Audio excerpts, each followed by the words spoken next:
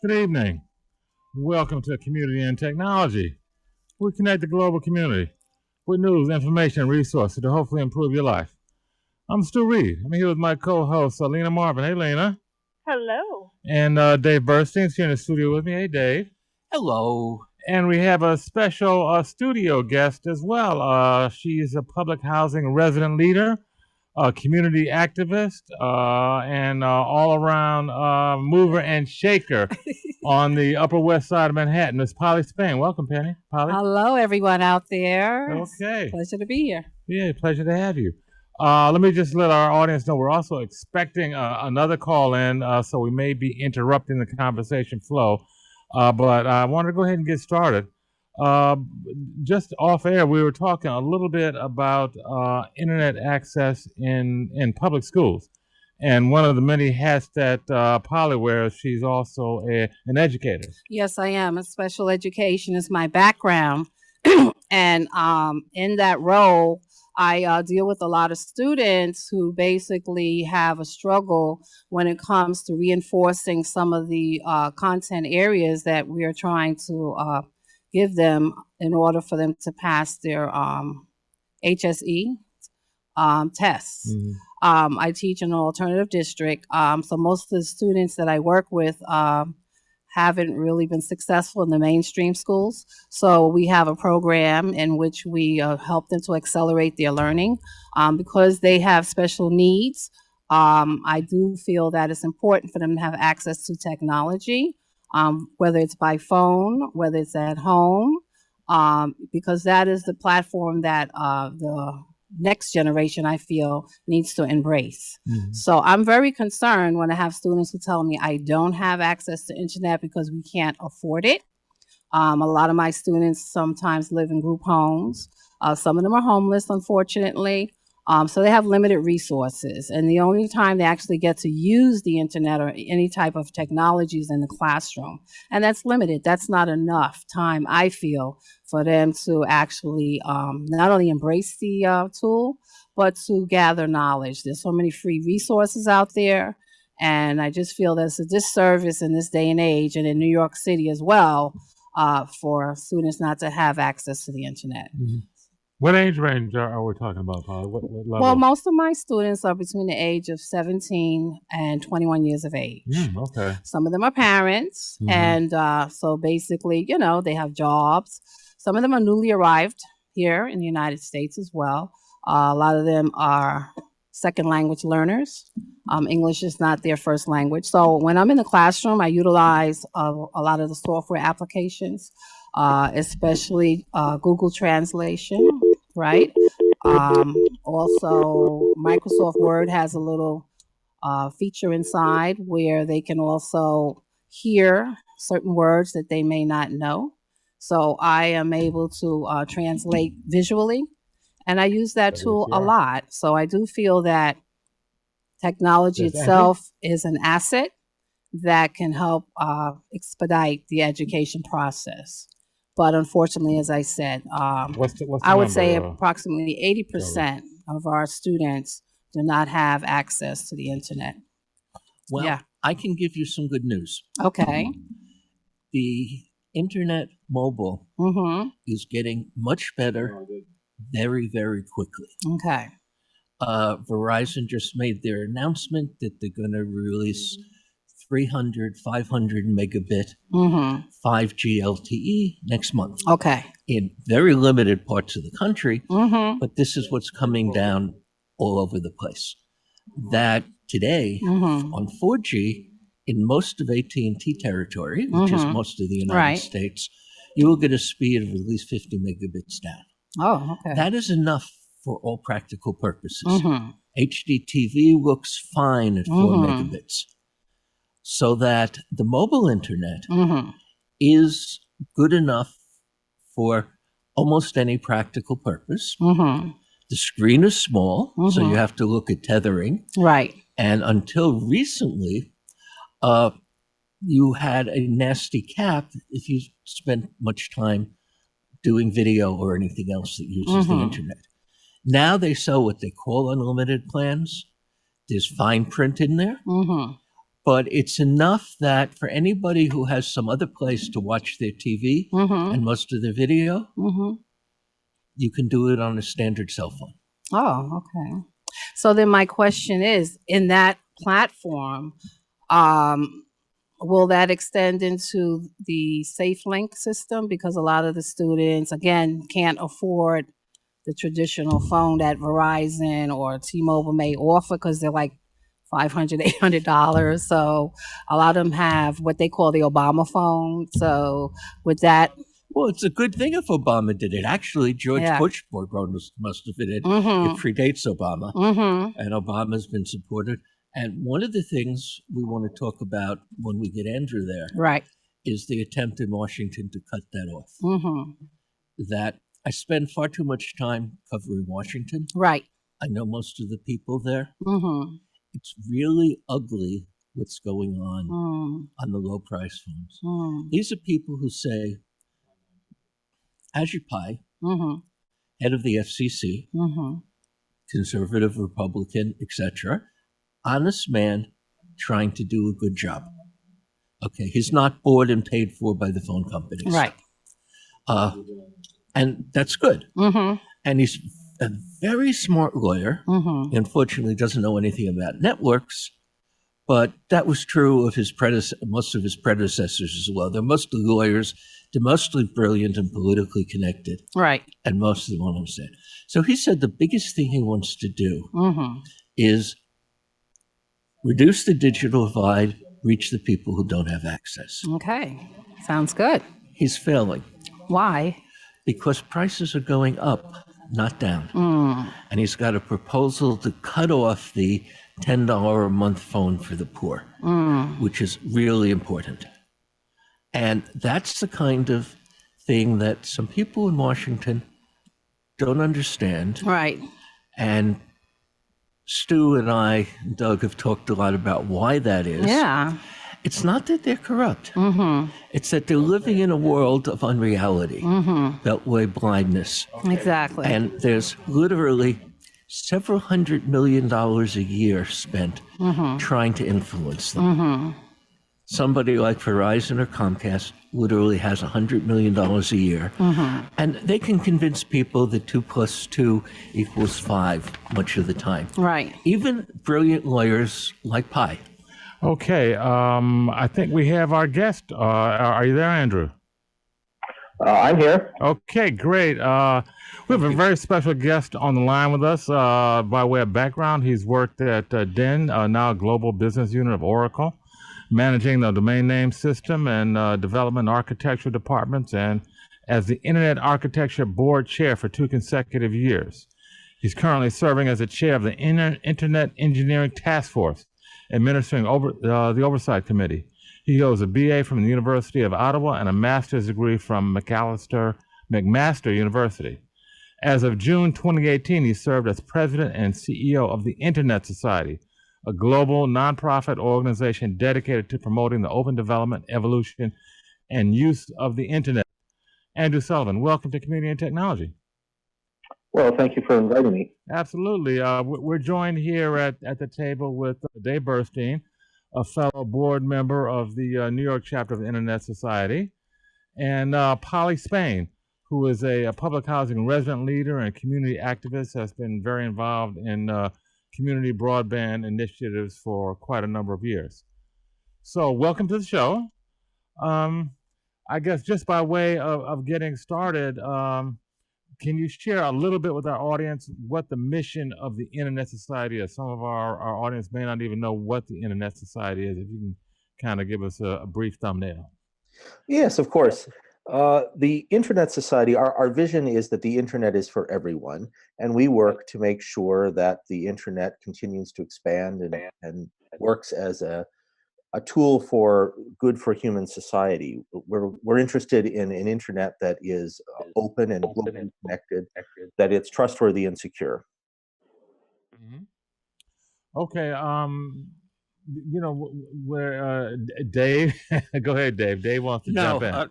Andrew and I disagree on a lot of these issues, including how you should govern the Internet internationally and it would be very boring to bring that dispute here to the radio. I'd rather talk about U.S. stuff and local stuff or international stuff that we can get a good conversation on. Okay, but before we get to the international, I'd like to talk a little bit about the digital divide here in the United States. We know that nearly half of the globe does not have internet access. That's something that's pretty well documented. But we also have a digital divide here in the U.S.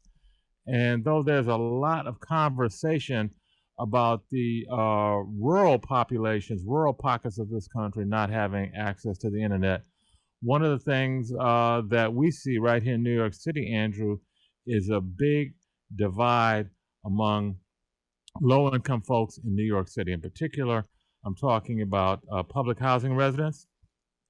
You and I had this conversation once before when we first met. I think you're probably aware of it, but let me just bring it up again for the benefit of our audience.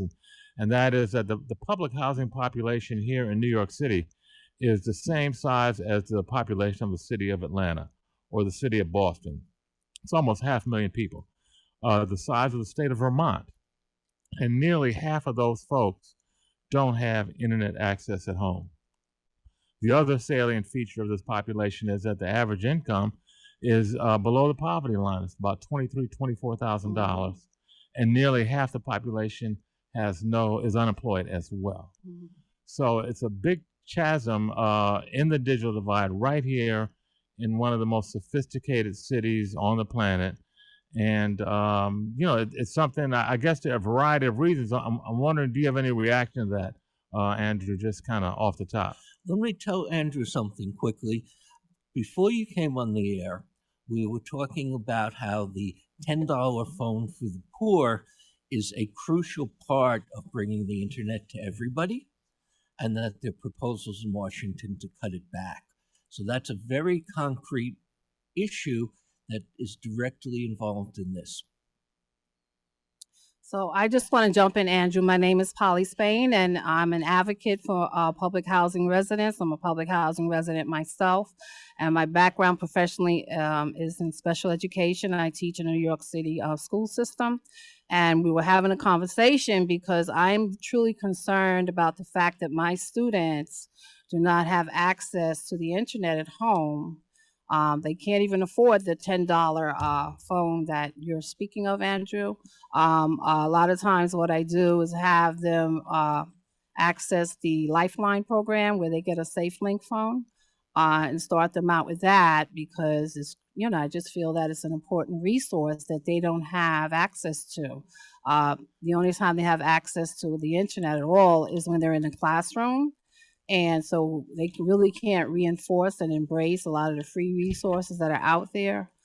So that's why I was very fortunate to meet Stuart Reid and Doug. And since 2011, we've been working together. And then they had this phenomenal vision on how to close the digital divide. And with your organization, I'd like to hear from you what can be done to, again, address this issue, because it hasn't, to me, in my opinion, gotten any better in the educational system. And we're the number 3 educational system in the United States, because California, then there's Texas and New York.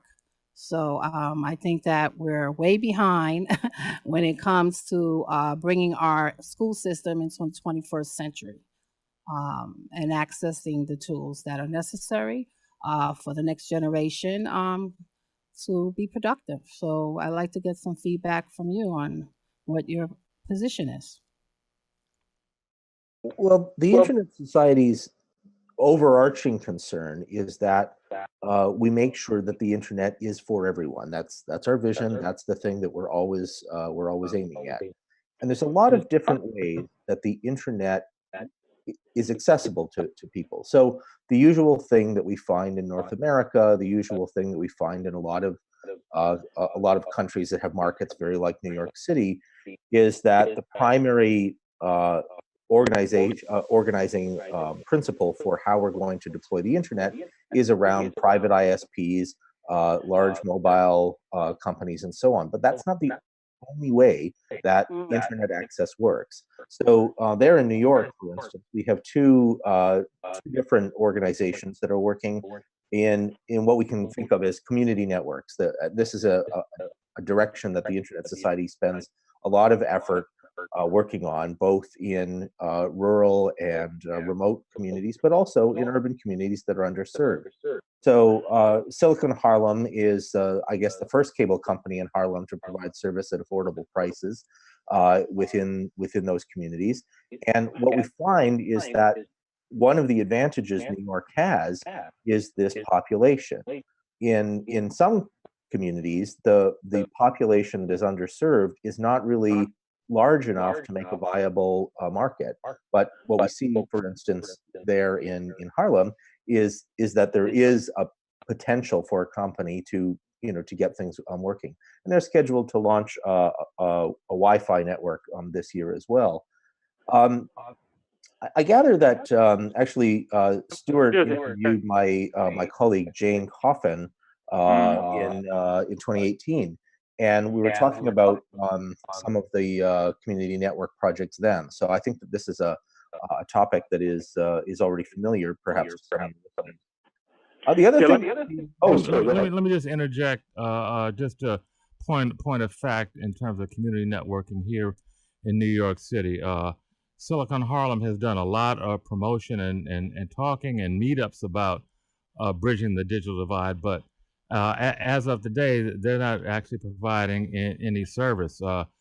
As contrasted with some of the work that Polly just referred to, the work that Digital Divide Partners and the Streaming University has been doing for quite some time. I think Dave wrote a number of stories about us going back 2011, yeah. Let me give some background here. Okay. I first met Stu, I think in the 1990s. He was wiring up some of the poorest parts of the United States, the South Bronx, public housing, and the rest of the neighborhood.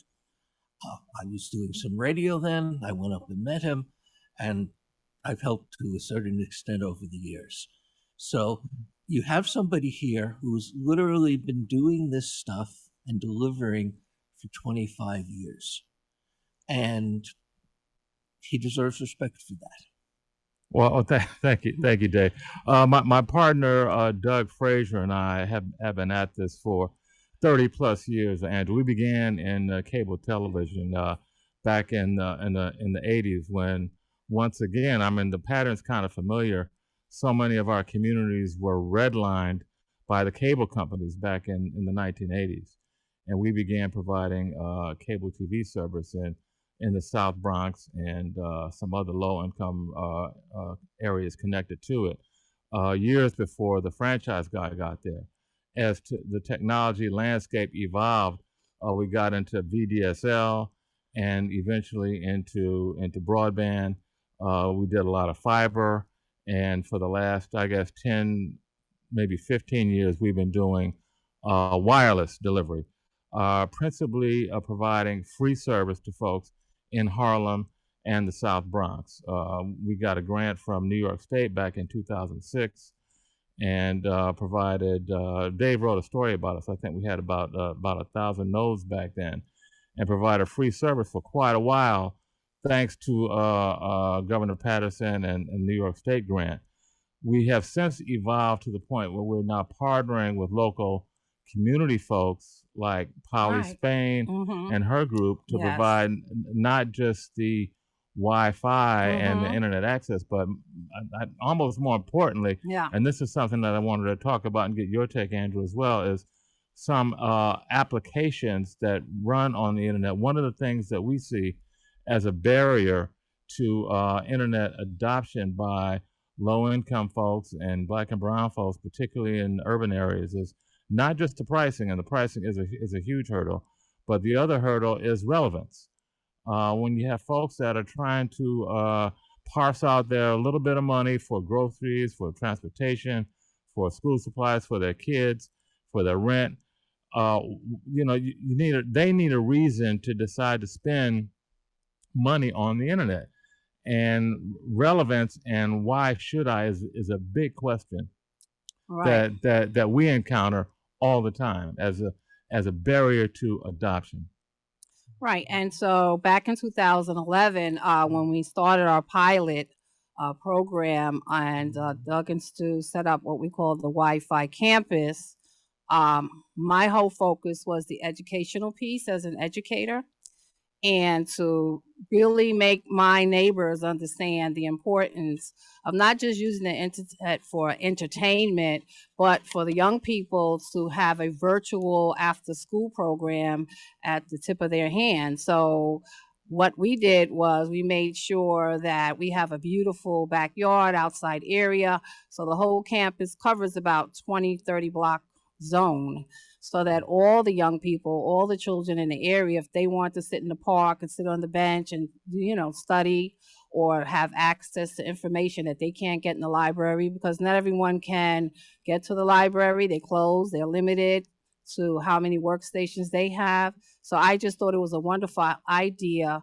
to offer this resource to our community, and they love it. And then from there, I found that a lot of my seniors, they also used to be intimidated by accessing the internet. They didn't know how, so we started classes, and now they use it for healthcare, because we're connected to Harlem Hospital, where they can just sit in the comfort of their home, and instead of waiting in the emergency room for hours, they don't have to travel. They can dial up, they can tune in, they can get information, download it, or they can read it, so that this way they can get access to health care free of charge. So that has showed them the economic benefit of getting involved and understanding how to use this tool.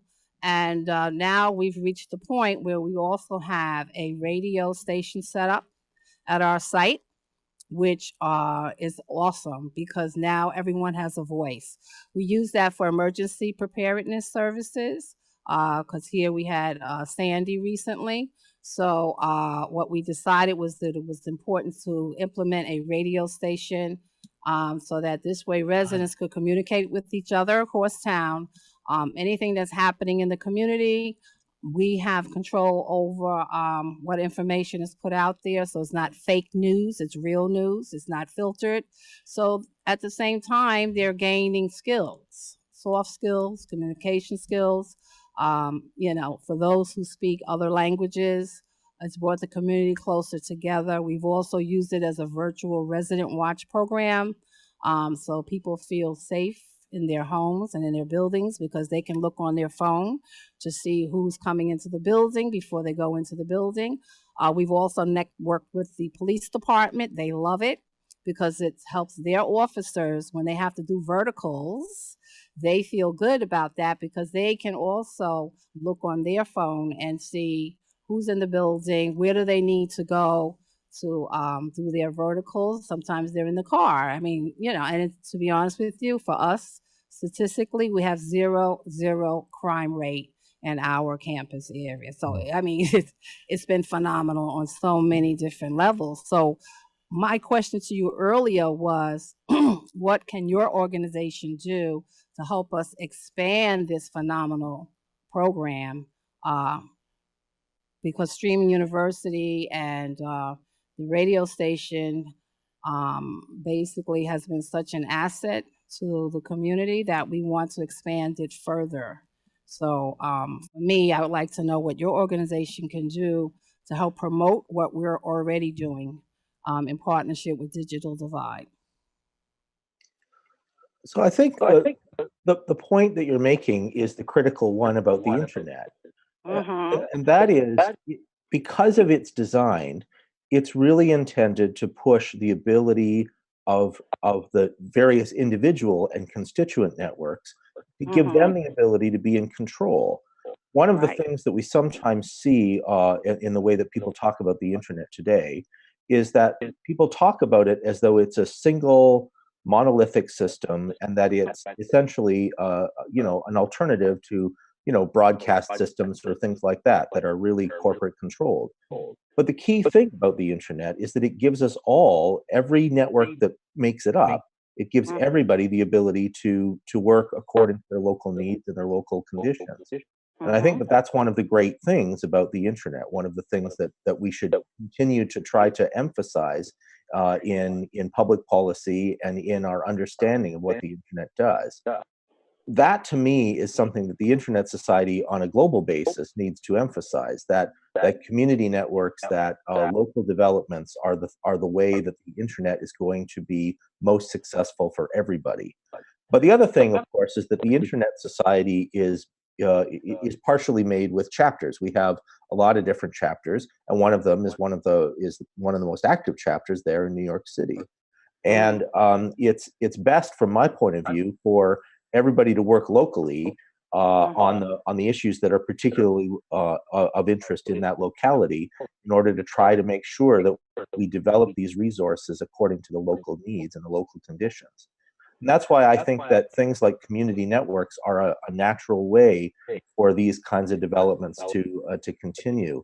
I think that all of the ways that people adopt the internet style of development, that's always the better way. What it does is it gives us different ways to implement the responses to the local conditions in such a way that everybody can participate in this vast global network. Yeah, well, we have been, when I say we, I'm talking about our group, Streaming University Project and Digital Divide Partners, have been talking with Greg Shattan, the president of the New York chapter of the Internet Society.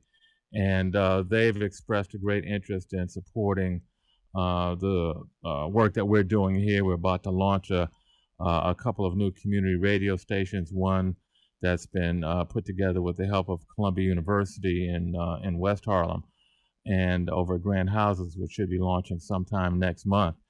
And the Internet chapter, New York State chapter, is going to help out with that and support that.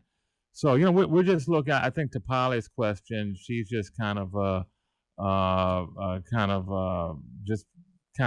seeing what further support we can get, whether or not there's anything that can come from the national level that can help support the community network stuff that's happening here on the ground in New York. I don't know whether that would work through the chapter or what you might be able to do, Andrew, from where you sit.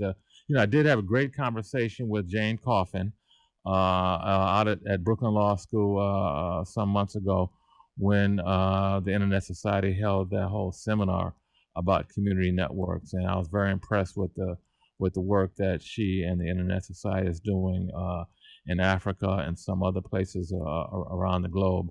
We're just hoping that we can replicate some of that collaborative work here in New York City. Such a big market, it's so underserved.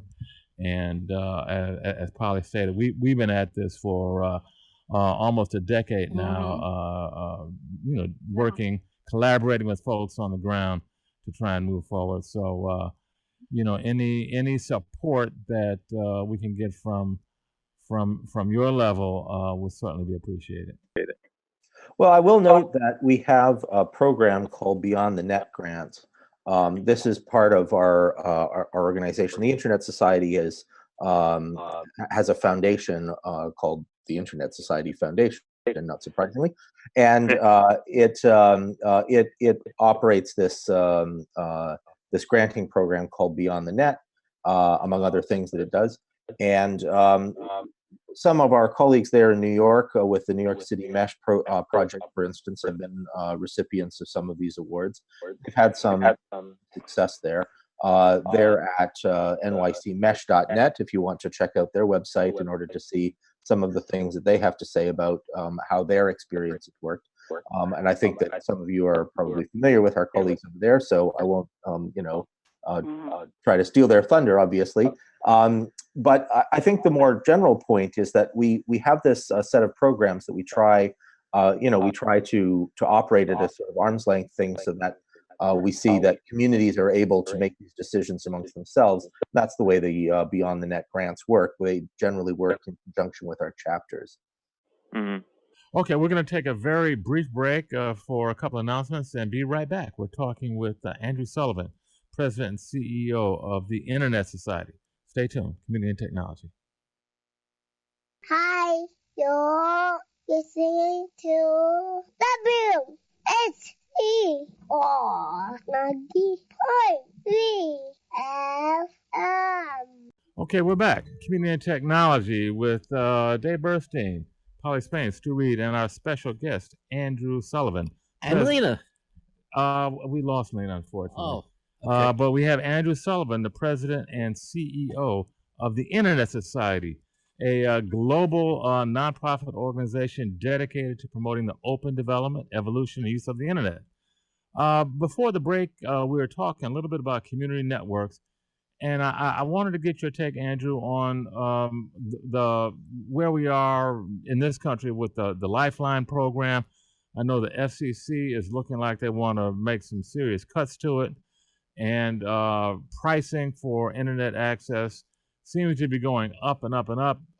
Commercial pricing, that is, even though we know the cost of a broadband itself seems to be going down, down, down. But the consumers are not saying that. I'm wondering what you think about that, and does the Internet Society have any position on that? Well, fundamentally, we don't think that the internet can be centrally managed. So fundamentally, we think that, this is going to have to work its way out in terms of connectivity that people the people build for themselves and build for networks that they want to provide and so on. But what this means, of course, is that we also want to make sure that the internet remains a neutral platform, and that we don't step on the scale in an effort to, give advantages to people who are already established players. Because the natural way to do this, of course, is that communities can take advantage of the basic open network architecture and can provide this kind of stuff themselves. Now, one of the problems in urban environments, of course, is that a lot of the time people are trying to do this with wireless technology, and wireless spectrum is itself a scarce resource. It's one of the things that people fight over. And so far, there's been a certain amount of advantage that comes to the large wireless carriers. There's a legitimate question there to be asked, and this is a national policy question about whether there's something to be done there. In other countries, we see that the government has said, hey, in these underserved areas, we're going to reserve some of that spectrum and make sure that it's devoted to the community network. So we've seen some policy changes in some other countries that have been designed to try to encourage this kind of community network approach to making sure that people can connect. And that's something that, we could try here in the United States, although in New York, it might, because it's a pretty crowded market already. Nevertheless, I think there's more than one way to solve these problems. I think there's more than one way that we can do things. In New York, actually, the right answer might be unlicensed spectrum and using a lot of Wi-Fi, because there really are a lot of different ways to do this. I think that the critical thing, in fact, is to make sure that we don't set up an environment in which only very, very large corporations can effectively operate in this environment. And I think that there is potential for regulatory advantages to tilt in that way. Yeah, well, I would certainly agree with that. In my mind, those advantages have already been set up, and I think what we're seeing is more and more consolidation in the industry, in telecom and the phone business, the recent merger of AT&T and Time Warner, where the content and telecom are coming together. There are so few players now on the scene. I'm wondering if there seem to be fewer and fewer opportunities for new market entries. And can in your mind, can we address this? Is that something that the Internet Society can fight for? Is that possible? Do we have to wait for this to play out, or how do you see the landscape? Well, actually, it's great that you mentioned this, because we just put out a report, the Global Internet Report for 2019. Normally, our reports they make positive recommendations about directions. But what we're doing right now, in fact, is we have this report that it turns out asks more questions than it answers. And this report is about consolidation and concentration in the internet space. That's, we're seeing some concentration and consolidation up and down the stack, right from access provision all the way up to the application layer, where we see things like social media concentration and so on. And there's been a lot of discussion of this in public debates, with some recommendations by various politicians, for instance, for different kinds of breakups and so on. One of the things that we're trying to emphasize in this report and in trying to open a conversation with people is that there are costs and benefits in all of these cases. It's true, for instance, that concentration in the access market can lead to difficulties in people being able to afford the access, because if it becomes a monopoly, obviously monopolies tend to raise prices. On the other hand, when you have very high degrees of concentration there, sometimes what you can get are big economies of scale, and that can drive prices down. It maybe isn't happening in this market right now, and so we have to ask why not. Oh, sorry. Let's stay there, because there's a real major debate there that we probably should get into. But can you think of an example where having fewer carriers has resulted in a significant lowering of prices anywhere in the world? You've been following the world of the internet in enormous depth for more than a decade, so we can talk about almost anywhere. You've got some knowledge and experience. Well, I think what we see is that there is a point at which more participants in the market may not turn out to be efficient. That is, there is a point at which we can add more competition, and nobody's cost base is sustainable. I come from Canada, just to pick on a country that's nearby and reasonably similar, and there's a lot of criticism in Canada, for instance, about the small number of network providers and also the small number of wireless providers. That's a legitimate criticism, but every time we try to get another one, it becomes very difficult. It's a big country, there's not a lot of people in it, and so it turns out that there may be a natural level there that is imperfect. And so the regulatory regime in Canada has been set up in an effort to try to address this. One of the things that's interesting here is that the regulatory regime in the United States is not very flexible, because really we're working with laws that have been designed for a different kind of environment, and it's very difficult to get people to start talking about those at the more fundamental level for reasons that have to do with politics and don't really have to do with network policy. Well, let's stick on this, because this is a big thing. Everyone talking here supports community networks. Two of us have been working really hard on it, and you and I have been supportive for many years. But we all know that nowhere in the world have community networks been more than 1 or 2%. So there's 98% of the people on the internet who we have to find another answer for. Now, Canada, of course, and the US has failed miserably. Our prices are, for example, much higher than Western Europe, as everybody knows. So we're doing a terrible job at making the internet affordable. What can and should the Internet Society and other groups like us do to make a difference for the 98% who are being overcharged, and to bring their prices down just to an international norm?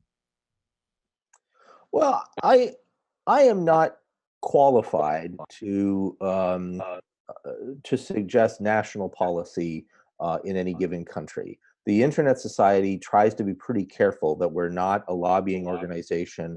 We try not to get involved directly in national policy debate along those lines. We try to provide good advice. We try to provide insights for people in an effort to promote the internet itself. But the social policies that go with those are really something that is beyond our remit. We're here to defend the net. If you want to do access, this is the stuff that matters. Well, I mean, there are lots of things that matter, and one of the things from my point of view that matters is something that I know what to do about, which is I know what to do about how to make the network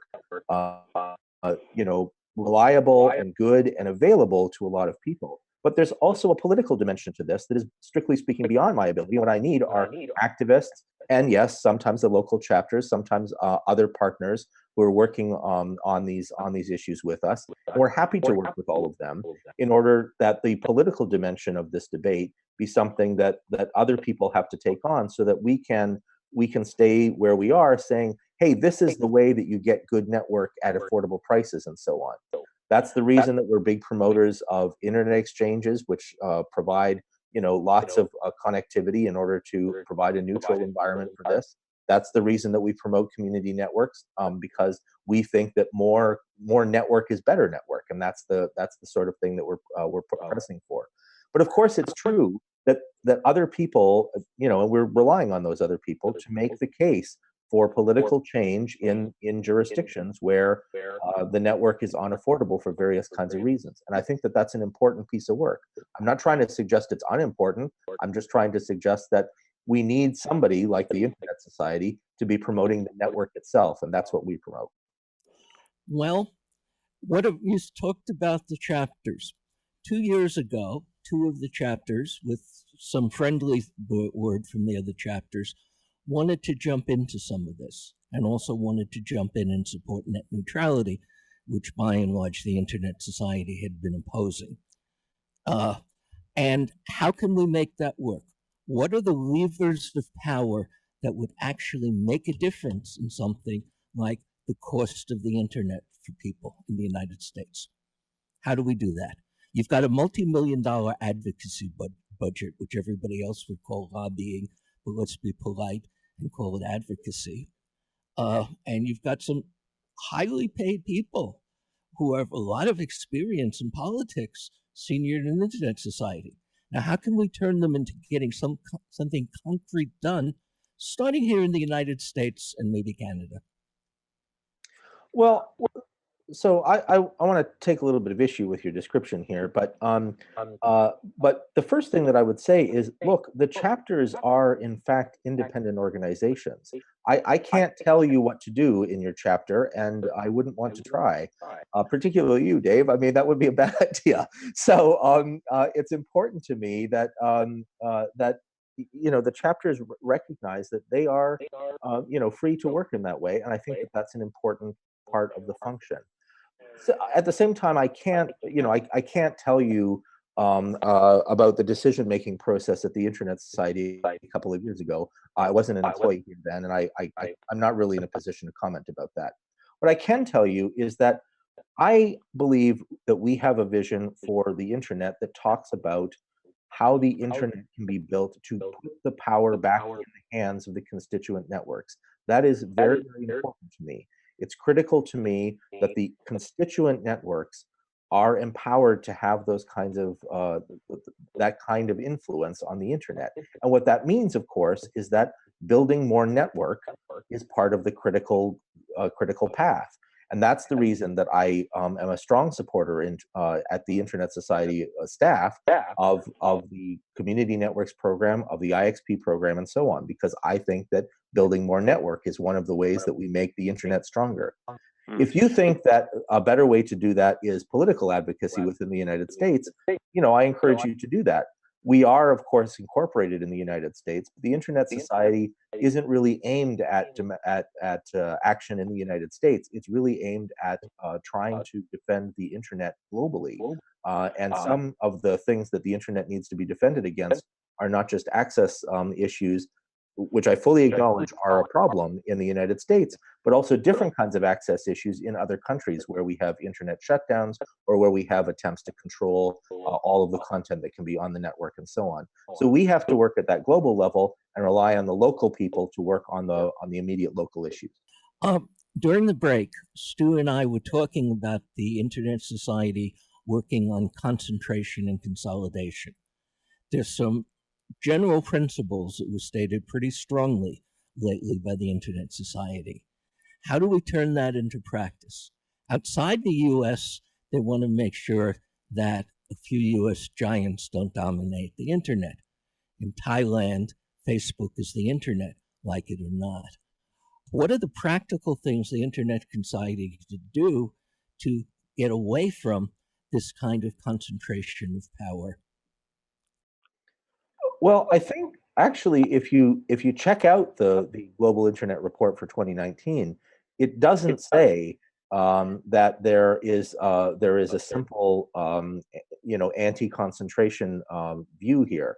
It rather asks a bunch of questions about which direction we want to go, whether we want to address the concentration exclusively with one kind of policy or another, whether concentration is always bad. It isn't always bad. There are potential problems from having very large operators, but some of those very large operators have brought us a lot of good as well.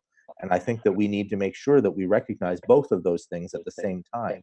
So that's an area where actually what we need to have is a wider conversation in the society about what kinds of things we want.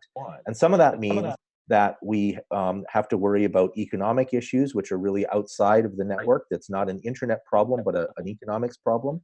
Sometimes we have to worry about what's going on inside the network, and make sure that the network continues to be healthy and continues to allow all of these diverse operators to participate on an even footing. And sometimes we have to worry about political problems that are way outside of the internet. They're problems that really have to do with politicians and regulators and so on. And those are things that we need to engage at that level, because I think all of these pieces are part of the story. But we also need to make sure that we understand what the problems are, and that we don't make hasty actions where we just say, oh, well, this concentration is bad. Some of the concentration could be bad, and some of it provides a lot of benefit, and we need to take both of those things into account. There could be a lot of baby in that bathwater, and we don't want to throw it all out at once. Okay, as we wind down here, we just have a minute or two left, Andrew. I just wanted to circle back with you. You mentioned constituent networks, build more networks, ISP program. Is Jane Coffin still in charge of the whole community network initiative within ISOC? She is. She is my colleague here. I'm in our Reston office, and that's where she's based. Okay. If our local community group, network group here in New York, wanted to figure out a way to partner with you guys, could we reach out to Jane and start a conversation about that? I'm sure you could. Jane is always willing to talk to anybody but community networks.